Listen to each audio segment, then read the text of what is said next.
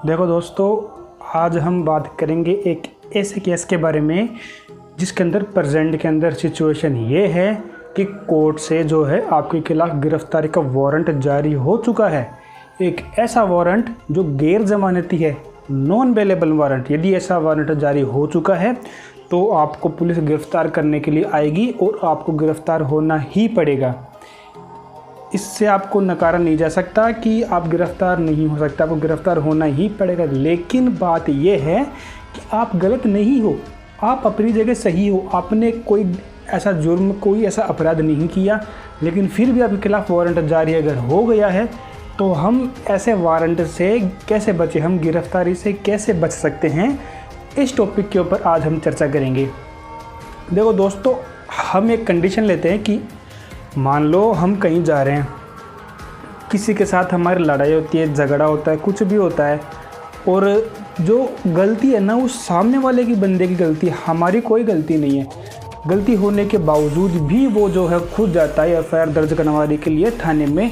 In case उसकी FIR दर्ज नहीं होती है तो वो कोर्ट में जाएगा। कोर्ट में जा कर के 156 के सबसेक्शन 3 सीआरपीसी के तहत वो आप पे केस दर्ज करवाएगा।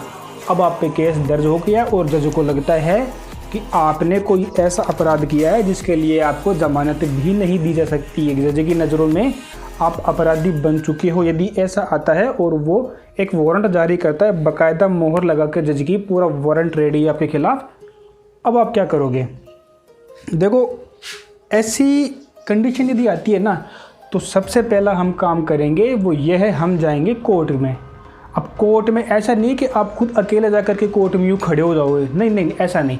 ऐसा करोगे तो डायरेक्टली ऑन द स्पॉट आप पर एक्शन लिया जा सकता है।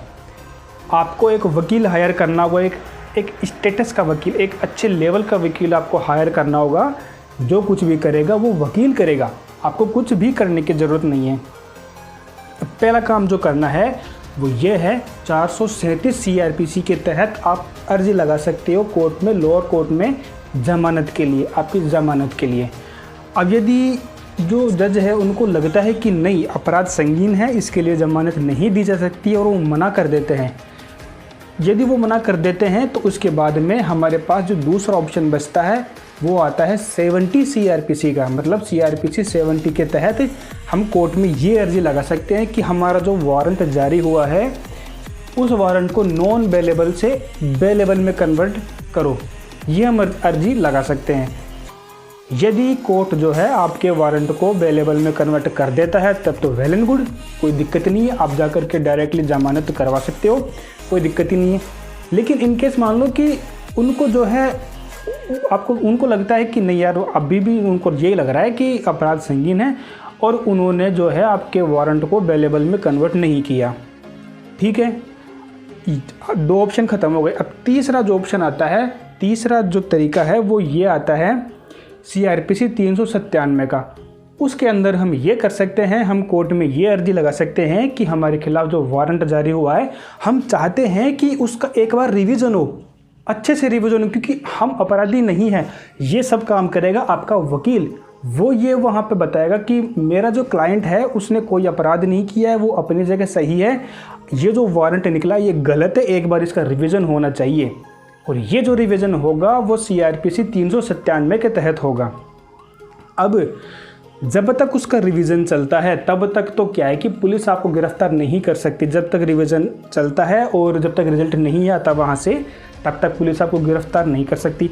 अब ये सारी अर्जियाँ, सारी धाराएं लगाने में क्या है कि महीनों निकल जाते हैं, तो तब तक तो आप सेफ हो, तब तक तो पुलिस आपको गिरफ्तार नहीं कर सकती। इन केस यदि 397 सीआरपीसी के द्वारा जो हमने अर्जी लगाई थी रिवीजन के लिए, वहाँ से फैसला आ गया और फैसला ये आया कि आप अपराधी हो, अभी तक भी आपको अपराधी ही माना जा रहा है और वहाँ से वारंट रिलीज़ हो गया है और पुलिस आपको गिरफ्तार करने के लिए आ रही है, तो अब आपके पास सिर्फ एक रास्ता बचता है। वो रास्ता ये है, सीआरपीसी 482 के तहत आप डायरेक्टली जाओ हाई कोर्ट में अपने वकील के साथ।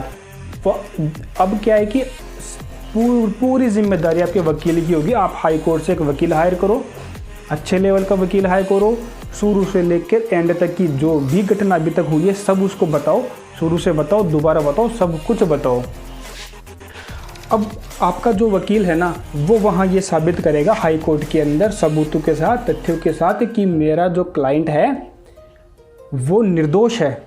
और यदि वहाँ का जो जज है, हाई कोर्ट के जो जज होते हैं, उनको ये सबूत, वो क्या कि सबूतों के द्वारा पेश करेंगे ना, आपकी सच्चाई को बताएंगे जज को, और जज को ये लगेगा कि हाँ ये जो इंसान है इसने कोई अपराध नहीं किया है, तो वो जज चाहे तो उस केस को वहीं रफा दफा कर सकता है, या फिर वहाँ पे कोई कुछ पेंडिंग चल रहा है तो वहीं पे उसको शॉर्ट आउट कर सकता है। 482 CRPC के तहत हाई कोर्ट को बहुत सारे अधिकार दिए गए हैं, तो आपका केस वहीं की वहीं ख़त्म हो जाएगा। अब देखो, मैंने आपको 4 चीज़ें बताई है, 4 रेमेडी बताई है। पहली तो मैंने क्या बताया, पहली मैंने ये बताया कि आप जो है CRPC 437 के तहत ज़मानत के लिए अर्जी डाल सकते हो। पहली चीज़ तो ये है ज़मानत के लिए। ज़मानत आपकी इन केस नहीं होती है तो आप CRPC 70 का यूज़ कर सकते हो।